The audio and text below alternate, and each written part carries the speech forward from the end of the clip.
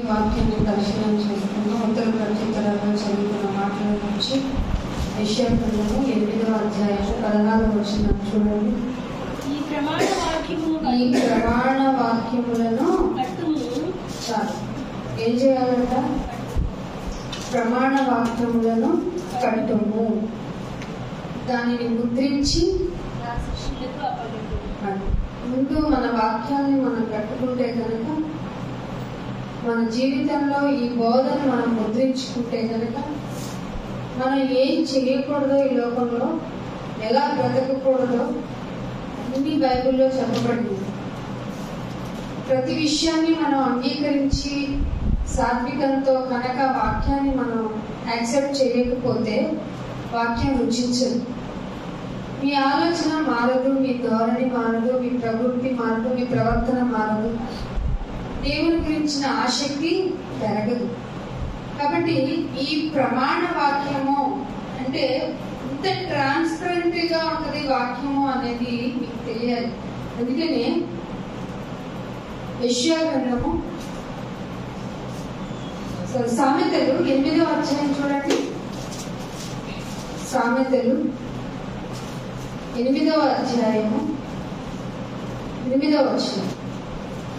నా నోట మాటలన్నీ నీతిగలవి. దేవుడు చెప్తున్నాడు చూడండి. ఇంతకంటే మీకు సర్టిఫైడ్ గా ఎక్కడి నుంచి తెచ్చి పెట్టాలి? వాక్యాన్ని ఆయన ఎంత ప్యూరిఫైడ్ గా చెప్తున్నారు చూడండి. నా నోటి మాటలన్నీ నీతిగలవి, వాటిలో మూర్ఖత్వం ఏమీ ఉండదు. అని నా కొరకు మీరు నాలుగు కోసేసుకోండి, నా కొరకు మిమ్మల్ని మీరు బలి చేసేసుకోండి, నా కోసం ఇన్ని రోజులు ఇలా ఉండండి, అలా ఉండండి, కఠినంగా ఉండండి, నాకు ఇది తెచ్చి పెట్టండి, నేను బలి కోరుకుంటున్నా. ఇలాంటి మూర్ఖత్వపు ఆలోచనలు, అటువంటి భక్తిని నేను కోరుకోను. కుటిలత్వం కూడా నేను కలిగి ఉండదు. నా నోటి నుండి వచ్చే మాటలు అలా ఉంటాయి అంటున్నాడు. అంటే ఈ వాక్యాలను మీ మనసులో దృఢపరచుకోవాలి అంటే ముందు మీలో ఆసక్తి ఉండాలి.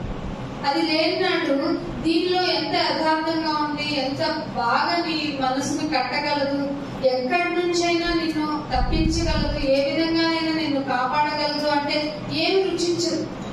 ఎందుకంటే దీని యొక్క వాల్యూ నీకు తెలియట్లేదు అనుకో, ఎన్ని చెప్పినా ఏం ప్రయోజనం? అంతే కదా. అందుకే నేను ఆయనే సర్టిఫై చేసుకుంటున్నాడు ఆయన వాక్యాల గురించి. నా నోటి మాటలన్నీ నీతి గలవి, వాటిలో మూర్ఖత లేదు, కుటిలత్వం లేదు అంటున్నాడు. కానీ జనులు ఏం చేశారంట? ఈ యెషయా గ్రంథం 8వ అధ్యాయంలో 19వ వచనం చూడండి. యెషయా గ్రంథము 8వ అధ్యాయం బంగారు గంటను వారిని మనం చూచి ప్రకటించాల్సి గలవారి అండర్లైన్ చేసుకోండి. దేనినైతే చేయకూడదు. ఇంత మంచి వాక్యాలు నేను మీకు ఇచ్చాను కదా, మీరేం చేయకూడదు అంటే ఏం చెప్తున్నాడు?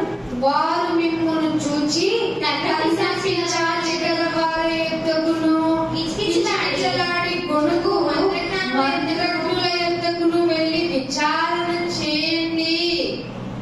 ఎక్కడుందండి ఈ మాట? ఏదైనా బుక్ తీసుకొని చదువుతున్నాం మనం? బైబిల్లో ఉన్న వాళ్ళు, బైబిల్లో చదువుతున్న వాళ్ళు, బైబిల్ని పాటించే వాళ్ళు అడ్వైజ్ ఏమని చేస్తున్నారట? ఎక్కడికి వెళ్ళి వెళ్ళమంటున్నారంట? కర్ణ పిశాచి దగ్గరికి వెళ్ళు. అసలు ఈ పిశాచి ఎక్కడ ఉంటుంది? అసలు పిశాచి అనే మాటని లోపల తీసుకొచ్చింది మనమే. పిశాచి అంటే పీడించుకు తినేది. ఎవరిని పీడించుకు తింటుంది? మనుషుల్ని పీడించేది ఏంటి? మన మనస్సు. మన మనసు మీద అధికారం ఎవరికి ఇచ్చాం? ఈ లోకపు అధికారికి ఇచ్చాం.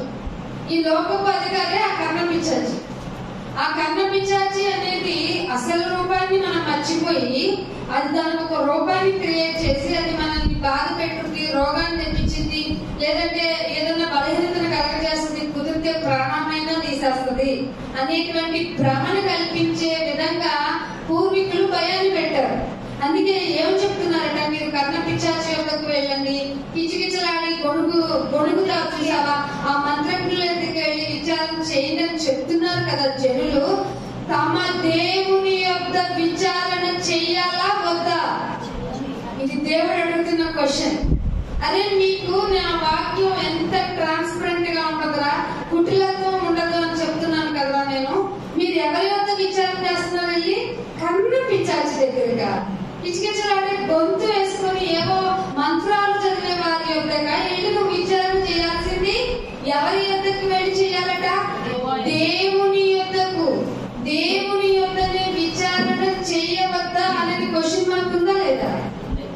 Question mark. అంటే చేస్తున్నారా చేయట్లేదా? చెయ్యటం లేదు. విచారణ చేయవద్దా అంటే మీరు ఎవరిని ఎంచుకుంటున్నారు? లోకంలో ఎవరు చూపించి దేన్ని భయం అని చెప్తున్నారో, ఏది నమ్మకూడదు, అసలు దానిలో ఏం లేదు అని చెప్తున్నారో వాటన్నిటి విషయంలో భయం కలిగి ఉంటున్నారు. కానీ ఎవరైతే మహాదేవుడో, గొప్ప దేవుడో, శక్తిమంతుడో ఆయన్ని మాత్రం మీరు పట్టించుకోవటం లేదు. మీరు ఆయన వద్ద విచారణ చేయటం లేదు అన్నాడు. లేవి కాండం చూడండి ఏమంటున్నాడు? లేవి కాండము 20వ అధ్యాయము, లేవి కాండము 20వ అధ్యాయం 5వ వచనం చూడండి. తన సంతానమును మొలెకును ఇచ్చుచుండగా మీ లేవి కాండము 20వ అధ్యాయము 5వ వచనం.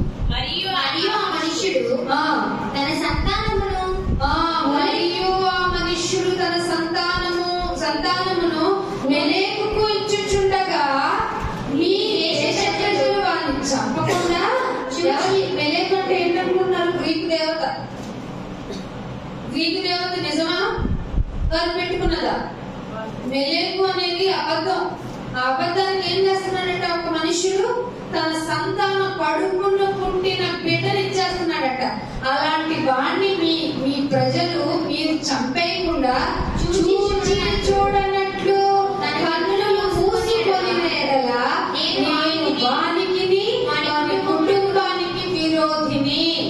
మీకు కూడా చెప్తున్నాడు దేవుడు. మీరు సంఘానికి వస్తున్నారు, క్రీస్తుని నమ్ముకున్నారు, తండ్రి అయిన దేవుణ్ణి మీరు దేవుడుగా కలిగిన ప్రజలుగా ఉన్నారు, ధన్యులుగా ఉన్నారు. మీ దగ్గర ఎవరైనా వచ్చి అక్కడికి వెళ్ళాను, ఆదాయం వదిలించుకొని వచ్చాను, ఈ కన్న పిశాచం నుంచి విముక్తి పొందాను, అలాంటి కళ్ళబొల్లి కబుర్లు చెబుతుంటే మీరు చూచి చూడనట్టుగా ఉంటే మిమ్మల్ని కూడా దేవుడు వదిలిపెట్టాడు. సో మీరు ఎంత అలర్ట్ గా ఉండాలో చూడండి. ఒకడు ఏం చేశాడంట?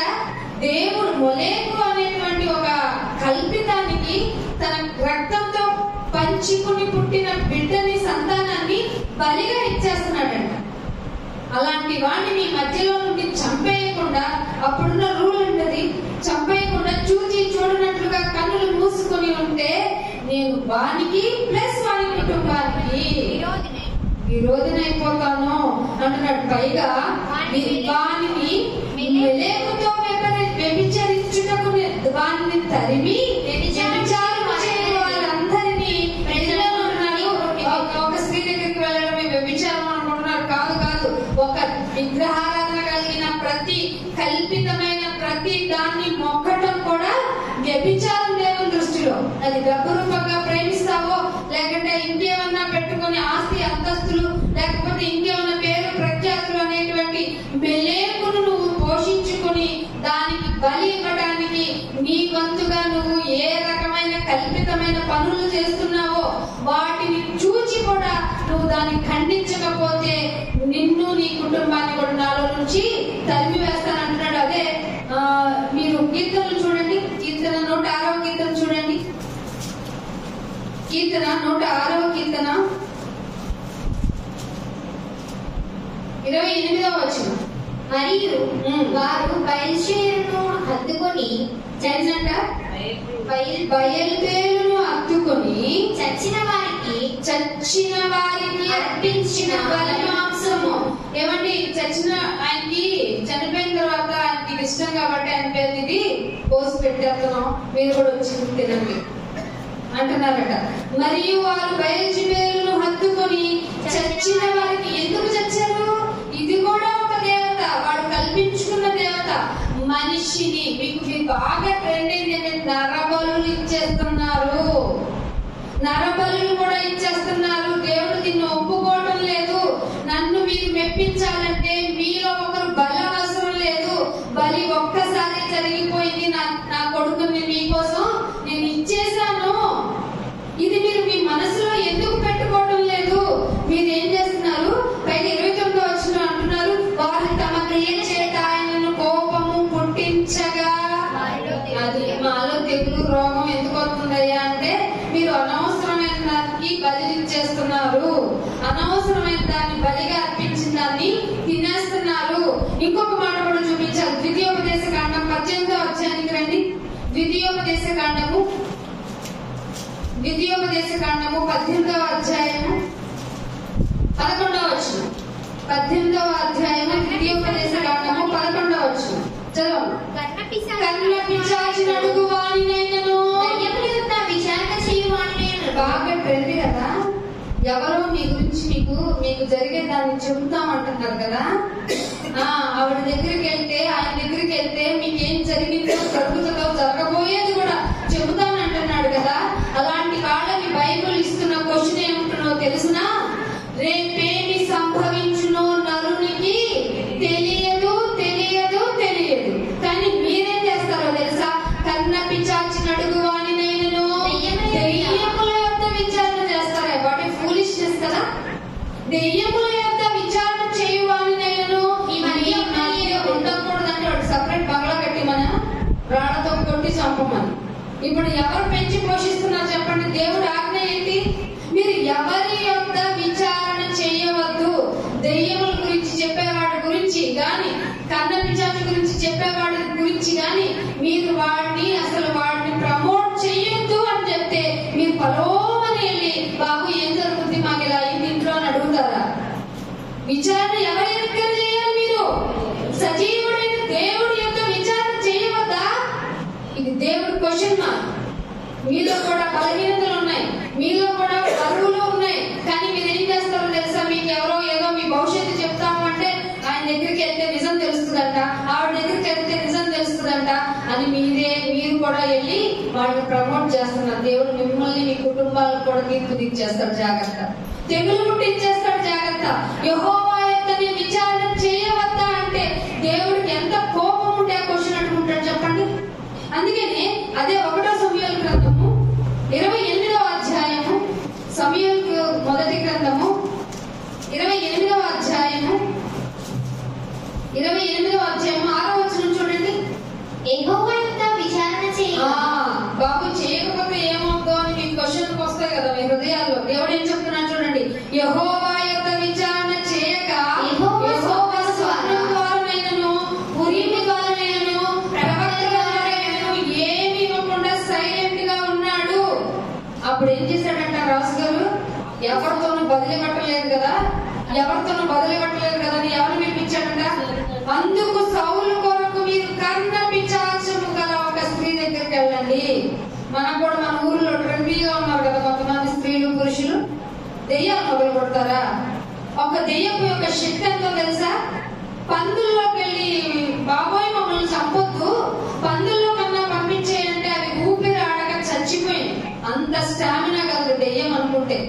మీరు అనుకున్న దెయ్యము పో అంటే పోయే దెయ్యం కాదు.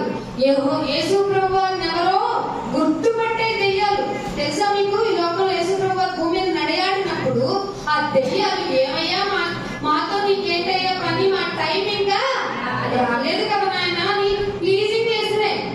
ఆయన పవర్ ఏంటో తెలియడానికి ఆ ట్రెండ్ లో ఆ టైంలో చూపించాడు ఆయనకున్న బలాన్ని, శక్తిని. మీకు ఏది ఒక పట్టాన నిద్ర తెలియదు కదా. ఆయన అయ్యో నేను దేవుడిని అంటే నమ్ముతారా? దైవజనుల మాటలే మీరు పట్టించుకోవడం లేదు. దేవుడి యొక్క ఎందుకు విచారణ చేస్తారు మీరు? అందుకే అంటున్నాడు ఇక్కడ కూడా సౌలట ఎవరి యొక్కకు వెళ్ళమన్నాడంటే దేవుడు సైలెంట్ గా ఉన్నాడని. సైలెంట్ గా ఉన్నప్పుడు మరింత భయపడాలి కదా సౌలు. భయపడి అయ్యో ఏమిటి నాయనా, ప్లీజ్ నాయనా నీవే కదా నాకు దిక్కు, నువ్వు నాతో రాకపోతే నీ సన్నిధి మాకు తోడుగా లేకపోతే మేము చాలా ఒంటరి వాళ్ళం అయిపోతాం అని మోసేలాగా ప్లీజింగ్ చెయ్యాలి కదా. చెయ్యలేదు సరికదా. ఇమీడియట్ గా సెకండ్ వే ఉందని ఎక్కడికి వెళ్ళిపోయాడట? కన్న పిశాచి చెప్పి ఆమె దగ్గరికి వెళ్ళిపోయాడట. వెళ్ళిపోతే ఏం చెప్పింది?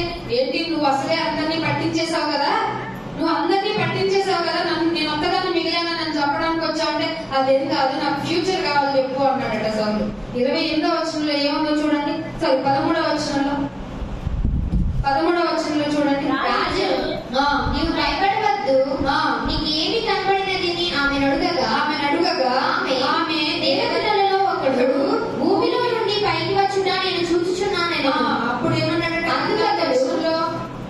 అందుకతడు ఏ రూపము అనినందుకు దుప్పటి కప్పుకొని ఒక ముసలవాడు వచ్చుచున్నానగా వెంటనే గుర్తుపట్టాడంట. ఎవరైతే అతను? సమూయేలు గారు అని తెలిసిపోయింది. సమూయేలు గారిని ఎవరు గుర్తుపట్టలేదు తెలుసా మీకు? కర్ణ పిశాచి ప్రొఫెషన్ కలిగిన అమ్మ గుర్తుపట్టదు. ఆవిడేం చెప్తుంది? దుప్పటి కప్పుకున్న ఒక ముసలివాడు అని చెప్పింది. అంటే మీరు గమనించాల్సింది, గ్రహించుకోవాల్సింది ఏంటంటే ఈ కర్ణ పిశాచి విషయాల్లో గాని, జరగబోయేది చెబుతా ఉన్న విషయంలో గాని ఎవరిని మీరు నమ్మవద్దు. మీరు విచారణ చెయ్యాలంటే యెహోవా యొద్దనే విచారణ చెయ్యాలి కదా. మీ బాధ ఉంటే ఆయన దగ్గరకే వెళ్ళాలి కదా. ఒకవేళ ఆయన మౌనిగా ఉంటే సెకండ్ ఆప్షన్ తీసుకోకూడదు కదా. ఎందుకు తీసుకుంటున్నారు? అయితే దేవుడు ఒక మాట చెప్తున్నాడు చూడండి. 2వ రాజుల గ్రంథము 1వ అధ్యాయము 2వ రాజుల గ్రంథము 1వ అధ్యాయము 3వ వచనం 4వ వచనం చూడండి. ఫస్ట్ కాగా యెహోవా సెలవిచ్చినదేమనగా మంచము మీద నుండి దిగకుండా నీవు నిశ్చయముగా మరణించేస్తావు అని ఏంటయ్యా అంత సీరియస్ మ్యాటర్ ఏంటయ్యా అంటే 3వ వచనంలో చెప్తున్నాడు. యెహోవా దూత ఇస్రాయేలు ఏలియాతో సెలవిచ్చిందేమంటే నీవు లేచి షోమ్రోను రాజు పంపిన దూతలను ఎదుర్కొని పోయి ఇట్లా చెప్పు, ఇశ్రాయేలు వారిలో దేవుడనేవాడు లేడనుకొని ఎక్రోతేరైన బయల్జెబూలు దగ్గరకు వెళ్ళి విచారణ చేస్తారా మీరు? అందుకే మంచం మీద నుండి లేకుండా నేను చంపేస్తానన్నాడు. అంత సీరియస్ గా ఉంటాడు దేవుడు. కానీ కృపాకాలంలో ఉన్నాం కదండి, మన ఇష్టం, మన ఆటలు బాగా సాగుతున్నాయి. దెయ్యం మొదలుకుంటానన్న వాడి దగ్గరికి వెళ్తున్నాడు కానీ మనిషి అయ్యో దెయ్యం కాదురా, మనల్ని దెయ్యం నడిపిస్తుందంటే నువ్వు వద్దు అంటే నీ దగ్గరికి రాదు. ఈ వాక్యము ఏ వాక్యం అయితే నువ్వు నమ్ముకున్నావో ఆయనే నిన్ను కాపాడుతాడు. నీ ఎంత నొక్కి వక్కాణించి చెప్తున్నా ఈ మనిషికి అర్థం కావట్లేదు కదా. ఏం పెట్టుకుంటున్నాడు? ఇక్కడ దెయ్యములు వదలగొట్టబడినట్టు అక్కడికే పరిగెడుతున్నాడు. ఏం చేశాడట? బయల్జెబూలు దగ్గరికి వెళ్ళి విచారణ చేస్తున్నాడంటే మంచం దిగకుండానే చంపేస్తాడు. మంచం దిగకుండానే చంపేశాడు. ఏమనుకుంటారు? తక్కువ అంచనా వేస్తున్నారా? అందుకే ఇర్మియా గ్రంథం 10వ అధ్యాయం చూడండి. ఇర్మియా గ్రంథము 10వ అధ్యాయము 10వ వచనం. అండర్లైన్ చేసుకోండి అందరూ. మీకు భయం కలగాలి, మీకు బలహీనతలు ఉంటే ఈ మాట గుర్తుండాలి. యెహోవాయే నిజమైన దేవుడు. అండర్లైన్ దిస్ వర్డ్, యెహోవాయే నిజమైన దేవుడు. ఆయనే జీవము గల దేవుడు, జీవము గల దేవుడు, పైగా నిజమైన దేవుడు. సదాకాలము ఆయనే రాజు, సదాకాలము ఆయనే రాజు. ఆయన వలన ఆయన ఉగ్రత కలిగితే ఆయన యొక్క సైడ్ ఎఫెక్ట్ ఏంటంటే భూమి కూడా కంపించిపోతుంది. భూమి కూడా కంపించిపోతుంది. ఆయన కోపాన్ని జనులు సహించలేరు. ఆయన కోపాన్ని మీకు ఇంటిమేషన్ ఇది. ఆయన కోపాన్ని జనులు సహించలేరు. ఆయనే నిజమైన దేవుడు, జీవము కలిగిన దేవుడు. ఇంకేమంటున్నాడు? సదాకాలము ఉండే రాజు. మీకు మీ ప్రభుత్వాల వల్ల వచ్చే రాజులు ఎంతకాలం ఉంటారు? మాకు అయితే 5 సంవత్సరాలు, లేదంటే 10 సంవత్సరాలు. వాళ్ళ వల్ల ప్రయోజనం ఏమై ఉంటుంది? కొంతమందికి ఏమన్నా ప్రయోజనం ఉంటుందేమో, ఎక్కువ శాతం మందికి ప్రయోజనం ఉండకపోవచ్చు. కానీ ఈ సదాకాలం ఉన్న రాజు, జీవము గల రాజు, దేవుడై ఉన్న రాజు, నిజమైన దేవుడై ఉన్న రాజు ఏమంటున్నాడు తెలుసా? విచారణ నా యొద్ద కదా నువ్వు చేసుకోవాలి అంటున్నాడు. అసలు పడుతున్నా మీకు? సరే చూచి చూడట్టుంటున్నావా? ఎవరన్నా వెళ్తున్నా అక్క అక్కడికి వెళ్ళి విచారణ చేసుకొని వచ్చాను, ఇక్కడికి వెళ్ళి కనుక్కొని వచ్చాను, సంగతి నా కుటుంబంలో ఎలా జరుగుతుందంట, అలా జరుగుతుందంట అని చెప్తే చంప చెల్లు అనేలాగా ఈ మాట చూపించాలి కదా. నిజమైన దేవుడు, రక్షకుడు, దేవుడైన ఆ తండ్రి యొక్క విచారణ చేయమని చెప్తే మనుషుల యొక్క ఎలా విచారణ చేస్తున్నావని నువ్వు చెప్పకపోతే నీ కుటుంబానికి కూడా తెగులు పుట్టిస్తానంటున్నాడు దేవుడు. అందుకనే 1వ దశలోనికి రాసిన పత్రిక 1వ అధ్యాయం 9వ వచనం చూడండి. 1వ దశలోనికి రాసిన పత్రిక. బైబిల్ అందరూ ఓపెన్ చేయండి. మీ కన్నులు తెరవబడాలి కాబట్టి నేను ఈ మాట తెలియజేస్తున్నాను. 1వ అధ్యాయం 9-10 వచనాలు. మీ యొద్ద మాకెట్టి ప్రవేశము కలిగెను. మీ యొద్ద మాకెట్టి ప్రవేశము కలిగెను. అక్కడ జనులు మమ్మల్ని గురించి తెలియచెప్పుచున్నారు. మరియు మీరు విగ్రహాలను విడిచిపెట్టండి, విగ్రహాలను విడిచిపెట్టండి. జీవము గలవాడును సత్యవంతుడునకు దేవునికి దాసులవ్వాలి. జీవము గలవాడండి దేవుడు అంటే, జీవము గలవాడండి దేవుడు అంటే రాయి కాదంటండి, విగ్రహం కాదంటండి. ఏమట? మీరు విగ్రహాలను విడిచిపెట్టి జీవము గలవాడును సత్యము నిజమైన దేవుడు సత్యవంతులకు దేవునికి దాసులగునట్లు దేవుడు మృతుల్లో నుండి లేపిన యేసు. ఎక్కడ నుండి లేపాడు? మృతుల్లో నుండి లేపాడు. ఇది ప్రపంచంలో ఎవరి వలన ఎన్నటికి అవని గొప్ప మహాకార్యం. ఇది ఈ క్రియ ద్వారానే మనమందరము రక్షణలో ప్రవేశించబడ్డాం. ఇంటికి చదువుకోండి మాట అంతా. అందుకనే ఇదే 2వ పేతురు పత్రిక 2వ పేతురు పత్రిక 2వ అధ్యాయము 2వ పేతురు పత్రిక 2వ అధ్యాయము 1-2 వచనాలు చూడండి. మరియు అబద్ధ ప్రవక్తలు అది ఈ దేవుణ్ణి సైడ్ క్యారెక్టర్ చేసేసి వీళ్ళు హైలైట్ అయిపోయి ఉండే వాళ్ళు ఉన్నారట. వాళ్ళని ఏం చెప్తున్నాడు? అబద్ధ ప్రవక్తలు ఉన్నారట, ప్రజల్లోనే ఉన్నారు, అటువలే మీలో కూడా ఉన్నారు. వీళ్ళ క్యారెక్టర్ ఏంటంటే వీరు తమ్మును కొనిన ప్రభు. ఎవరు కొన్నారు మనల్ని? తండ్రి కొన్నాడు. ఎవరు రక్తం ఇచ్చుకున్నాడు? నిర్దోషమైన అమూల్యమైన క్రీస్తు రక్తం ద్వారా మనం కొనబడ్డాం కదా. ఆ రక్తముతో కొనబడిన ప్రభువును కూడా ఏం చేస్తారట? యు ఆర్ రిజెక్టెడ్ అంటారట. ఇది నువ్వు విసర్జించేసి తమకు తామే శీఘ్రముగా నాశనాలు చేసుకుంటూ నాశనకరమైన భిన్న అభిప్రాయాలు మన మధ్య తెచ్చేస్తారట. ఏమండి దెయ్యం లేదా ఏంటి? యేసు ప్రభువు వదిలించలేదా ఏంటి? దెయ్యం ఉందండి, దెయ్యం ఉంది.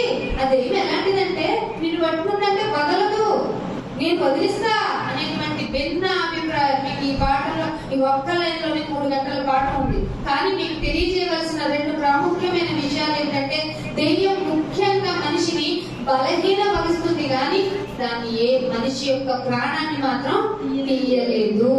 ఎందుకు బలహీనుడైపోతాడు మనిషి అంటే దేవుణ్ణి, నిజమైన దేవుణ్ణి నమ్ముకోకుండా ఏదైతే బలహీనంగా ఉంటుందో తన శక్తితో అంటే తనకి యుక్తితో నేను దేవుణ్ణి పూజించుకుంటే దేవుడు ప్రసన్నుడైపోతాడు, అలా నా భక్తిని ప్రదర్శిస్తాను అంటున్నాడో వాడు మాత్రమే దెయ్యాల గురించి మాట్లాడతాడు. మిగతా అందరూ ఎవరైతే బోధకులైన వారు ఉన్నారో వారు దేవుని గురించే మాట్లాడతారు. ఎప్పుడైతే దేవుణ్ణి నమ్మకుండా ఎంతసేపు దెయ్యం బదిలిస్తా, దెయ్యం పట్టింది అన్న సమస్యలు ఉన్నాయంటే అమ్మ నీ ఇంట్లో దెయ్యం ఉంది, అన్న రోగం వచ్చిందంటే నీ ఇంట్లో దెయ్యం ఉంది, ఇలా చెప్పేవారు ఉన్నారు చూసారా. అబద్ధ ప్రవక్తలు మీలోనే ఉన్నారు, వాళ్ళని గుర్తు పెట్టుకోండి అంటున్నాడు దేవుడు. అందుకనే అదే అధ్యాయంలో 3వ వచనం చూడండి ఏమంటున్నాడు. అదో అధ్యాయము 2వ అధ్యాయంలోని 3వ వచనం. వారు అధిక లోకులై వారు ఏంటంట? వారు అధిక లోకులు. నాకు ఏమైందో తెలుసా, నేను నడుస్తూ వస్తుంటే తెల్లగా ఉన్న దెయ్యం కనపడిందంట. తెల్లది ఎందుకు కట్టుకుంటది? దాని డ్రెస్ కోడ్ ఎందుకు ఇచ్చింది? అసలు దెయ్యంకి ఆత్మ కదా, కనబడదు కదా. అసలు మనం యోగ సంబంధమైన దేవత అంటే అది మంచి ఏంజెల్, చాలా అందమైనది. మీరేంటి దెయ్యం తెల్లచీర పెట్టుకుని కనపడింది అంటారు, మల్లెపూలు పెట్టుకుని అంటారు. ఆడదే నా దెయ్యం అంటే మగవాడు కాదా? కల్పనా కథలు. నేను నిద్రపోతుంటే దెయ్యం వచ్చి ఇలా కనపడింది, అలా వచ్చింది, చిచ్చి ఇవన్నీ క్రాష్ కల్పనా కథలే. ఏమంటున్నాడు వీడు? అధిక లోకులే. అధిక లోకులు ధనాన్ని అర్జించుకోవాలి. మీ బలహీనతే వారి డబ్బు కాబట్టి ఇలా ఉంది, అలా జరుగుతుంది, ఇలా జరుగుతుంది అని చెప్పి మిమ్మల్ని మభ్యపరిచి కల్పనా వాక్యాలు చెప్పి మీ వలన వారి లాభాన్ని అర్జించుకుంటారు. వారు ఏమాత్రం జీవం గల దేవునికి భయపడరు. వారు మీ వలనే లాభాన్ని సంపాదించుకుంటారు. ఎప్పుడో ఆయన రాసి పెట్టేశాడట, వారు పూర్వము నుండి విధింపబడిన తీర్పుకు అస్సలు అలేచేది. ఫర్ ఇన్ఫర్మేషన్, పరిగెత్తుకుంటా వెళ్ళకండి, వాళ్ళకి తీర్పు ఆలస్యం చేయకుండా వచ్చేస్తుందట. దెయ్యము అని ఎవరైనా చెప్తే రండి ఇక్కడికి మాట్లాడిద్దాము. దెయ్యము అని మాట్లాడితే దెయ్యం ఒక అసలు క్యారెక్టర్ ఏంటో చెప్తాం. మనిషిని చంపుకునేలాగా, మనిషి ఇంకొక మనిషి అని చూడకుండా ముక్కలు చేసి నరుక్కునేలాగా. మన వైజాగ్ లో జరిగింది భార్య భర్తలు ఎలా తెచ్చుకున్నారు దువ్వాడు దొంగలు. వాళ్ళలో ఎప్పటి 40 సంవత్సరాల నుంచి ఉన్న కక్షంట ప్రశాంతంగా బ్రతుకుతున్నారు కదా, మనుషులే కదా, వదిలేయచ్చు కదా. ఎందుకంటే మనిషి చంపుకునేలాగా నీ చేతితో నీ కన్నే పొడిచే విధంగా దెయ్యం ప్రవర్తిస్తుంది తప్ప తన చేతులకు మట్టి అంటించుకోదు. అది అసలు దెయ్యం క్యారెక్టరు. నిన్ను చూడగానే నీ ఎదుటి వ్యక్తి వల్ల అసూయ పుట్టేలాగా, ఎదుటి వ్యక్తి చూడగానే కోపం పుట్టేలాగా, ఆ కోపం ప్రతీకారం తీర్చుకునేంత పగలు పెంచుకునే విధంగా, లేకుంటే ఎలాగైనా చంపేయాలి అనేటువంటి విషయాలు తెలుసుకోవడానికి ఎలాగైనా వారిని చంపేసి ఏమండి ఒక దెబ్బ కొట్టి చచ్చిపోతుంది. చచ్చిన వాడిని కూడా మళ్ళీ కత్తితోనో కొరతోనో కొట్టేంత క్రోధాన్ని మనిషి పెట్టుకుంటున్నాడంటే ఎవరి ప్రేరణ ఇది? ఇది అసలు దెయ్యపు క్యారెక్టరు. మనల్ని దాసులు చేసేసుకుంది, మనల్ని కన్నపిచాచులుగా చేసేసి ప్రపంచం మొత్తం శాంతి లేకుండా చేసేసింది. అలాంటి దెయ్యపు క్యారెక్టర్ ని మీరు కనిపెట్టకపోతే మీరు కూడా దానికి దాసోహులు అయిపోతారు. అందుకే యెషయా గ్రంథం 8వ అధ్యాయం 11వ వచనంలో అంటారు. ముగించేస్తున్నాను, లాస్ట్ మాట చూడండి. యెషయా గ్రంథము 8వ అధ్యాయం. అందరికి ఈ మాట చాలా ఇంపార్టెంట్. 8వ అధ్యాయం 11వ వచనంలో ఏమంటున్నారు చదువమ్మా? సైన్యములకు అధిపతియగు యెహోవాయే పరిశుద్ధుడు అనుకోండి. ఇంకా లేదు సెకండరీ లైన్. ఏ దుష్ట శక్తి, చీకటి శక్తి, చేతబడి, బ్లాక్ మ్యాజిక్ ఇవన్నీ మీరు నమ్మకండి. యెహోవాయే పరిశుద్ధ దేవుడు అనుకోనండి. మీరు భయపడవలసిన వాడు ఆయనే. ఎంత బాగా చెప్తున్నాడండి దేవుడు, ఎంత బాగా చెప్తున్నాడు. మీరు భయపడవలసిన వాడు ఆయనే. ఆయన కోసమే తిరిగిపడండి. ఎందుకంటే ఆయన ఎవరిని వదిలిపెట్టడు. అయ్యో నీ యొక్క తీర్పు ఎంత భయంకరమైనది నాయన. భయంకరుడు చేతిలో పడటం ఎంత భయము. అందుకేమంటున్నాడు, ఆయన కోసం నేను దిగులు పడండి, అప్పుడు ఆయన మీకు పరిశుద్ధ స్థలముగా ఉంటాడు అంటున్నాడు. ఇదే 22వ వచనంలో ఏమంటున్నాడు చూడండి. ఇదే అధ్యాయం భూమి తట్టు తేరి చూడగా. ఇప్పుడు ప్రపంచమంతా ఆయన పరిశుద్ధ దేవుడని ఒప్పుకోకపోవడం వల్ల ఎవరైతే కన్న పిచాచి, దెయ్యము, చాకబడులు, ఇలాంటి బ్లాక్ మ్యాజిక్ ఇలాంటి వాటి మీద డిపెండ్ అయిపోయి తమ జీవితాన్ని నాశనం చేసుకుని బ్రతుకుతున్నారు. ప్రపంచ పరిస్థితి ఎలా ఉందో చెప్తున్నాడు చూడండి. భూమి తట్టు చూస్తే, తేరి చూస్తే బాధలు, అంధకారము, దుస్సాహమైన వేదన. వీని వాడిని చంపేసుకోవడానికి ఏకే వాటి సెవెన్ ఎందుకు వచ్చింది? మరి బ్లాక్ మ్యాజిక్ ఒక మంచి పాపులర్ ఆయుధం అయితే, చేతబడే మంచి పాపులర్ గా మనుషులు చంపేసేదైతే, మారణాయుధాలు ఎందుకు వచ్చినాయి? కత్తులు ఎందుకు వచ్చినాయి? కర్రలు ఎందుకు వచ్చినాయి? ఇవన్నీ మీరు ఆలోచించండి. ఏమంటున్నాడు?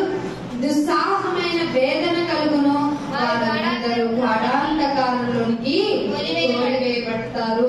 వాళ్ళకి అంతం లేదనుకోమాకండి. ఆలస్యం లేకుండా దేవుడి తీర్పు రెడీగా ఉంచాడు. అందుకే లాస్ట్ గా ఒక మాట చూపించేస్తాను. ఇదే యెషయా గ్రంథం 29వ అధ్యాయము. Final word for important for this message చూడండి. 29వ అధ్యాయం చూడండి. ఇదే యెషయా గ్రంథము 29వ అధ్యాయము 4వ వచనం. అప్పుడు నీవు 29వ అధ్యాయము 4వ వచనం. అప్పుడు నీవు అనుకోబడి ఎలా ఉంటుందో తెలుసా? నిజ దేవుణ్ణి, రక్షకుడిని కనుక నువ్వు అంగీకరించకపోతే నీ బ్రతుకు ఒక శాంపిల్, ఒక రిటర్నింగ్ నోట్ ఇచ్చాడు దేవుడు. ఏమిటో తెలుసా? నీవు అనపబడి పలుకుతావు, నేల మీద పడిపోతావు. నీకు శక్తి ఉండదు, ఓపిక ఉండదు.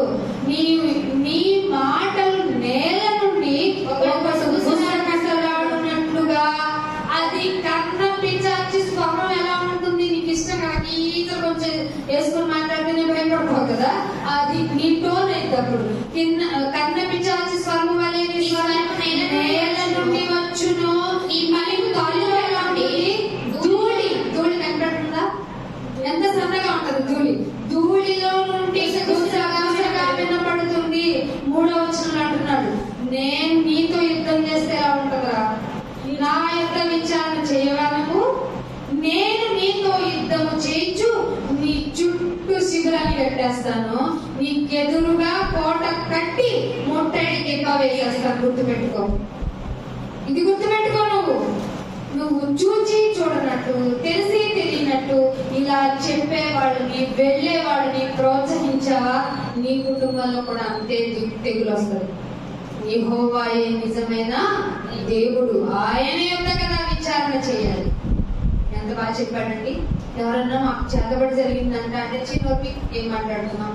నిజమైన దేవుడు, పరిశుద్ధ దేవుడు నీకు తోడుగా ఉంటే అవన్నీ ఎందుకు జరుగుతాయి? నిమ్మకాయ చూసి ఎందుకండి భయపడతాం? తెచ్చుకొని పులిహోర చేసుకోండి. నిమ్మకాయ ఎక్కడ అసలు సమ్మర్ కాబట్టి నెలలో పిండుకొని తాగండి. మిరపకాయగా భయపడతారు. ఎంత క్రాష్ అయిపోయింది. ఎంత పెద్ద కాలికి 2 నిమ్మకాయలు శక్తినిస్తాయా? ఆలోచించారా? కన్న పిచ్చాచి క్యారెక్టర్స్ ఇవన్నీ. మంచి ఇల్లు కట్టుకుని ఇంత గుమ్మకాయ కడతావా?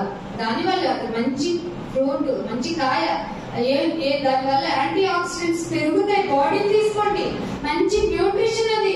నువ్వే తీసుకెళ్ళి గుమ్మాన్ని కట్టుకో కన్న పిచ్చాచి లాగా. తెలివి ఉండాలి, వివేచన ఉండాలి, జ్ఞానం ఉండాలి. నా మాటలు ఏమన్నాడు ఇందాక సామెతలు 8:8లో ఏమన్నాడు? నా మాటలు నిఖచ్చిమైనవి, నిర్దోషమైనవి, వాటిల్లో ఏ మలినం ఉండదు. నా మాటలు నమ్మండిరా. మీరేంట్రా మిరపకాయ అంటారు, నిమ్మకాయ అంటారు, ముగ్గు అంటారు, కాయ అంటారు, తొక్క అంటారు, తోలు అంటారు. నా యొక్క విచారణ చేయండి. నా యొక్క విచారణ చేస్తే మీకు లాభమే ప్రాప్తిస్తుంది. మీరెందుకు విగ్రహాల జోలికి వెళ్ళిపోతారు? ఆలోచిస్తున్నారా? కాబట్టి మంచి నిర్ణయం తీసుకోండి. ఈ బలహీనతని డబ్బు చేసుకుంటారు. వారి లాభం కొరకు అని రాయబడింది 1 పేతురు పత్రికలో. వాళ్ళ లాభం కొరకు ప్రతిదాన్ని మీ కొరకు హైలైట్ చేసి మీ బలహీనతని వాళ్ళు తీసేసుకుంటున్నారు. మీరు బలంగా ఉండండి. మనకు క్రీస్తునందు బలవంతులుగా ఉండాలి. అట్టి బలం మనందరికీ దేవుడు దయచేయాలని కోరుకుంటూ ఇంతటితో నా మాటలు ముగిస్తున్నాను. ప్రార్థన చేసుకున్నాం. మహోన్నతుడ, మహాగణుడ, పరిశుద్ధుడ, మీకు ఎంత వందనములు నాయన. నిజమైన దేవుడుగా మీరు మాకున్నందుకు స్తోత్రములు తండ్రి. నాయన మనుషులు ప్రపంచం అంతా గోలగోలగా ఉంది నాయన. ఎదుటి మనిషి గురించి నాయన ఆలోచన, నమ్మకం లేక వీడు నాకేదో చేసేస్తున్నాడు, వాడేదో నాకు చేసేస్తున్నాడు, నా కుటుంబం వీడి వల్ల నాశనమైంది, వాడి వల్ల నాశనమైందని మాకు మేమే పొడుచుకునేలాగా ఈ దుష్ట వ్యక్తి మా ఎందు నాయన ఎన్నో తలంపులు పెడుతుంది నాయన. నిజమైన దేవుడుగా మీరున్నారు కనుక ప్రభా, మేమందరము ధైర్యంగా ఉండి నీ కొరకు బ్రతికే భాగ్యం అనుగ్రహించండి.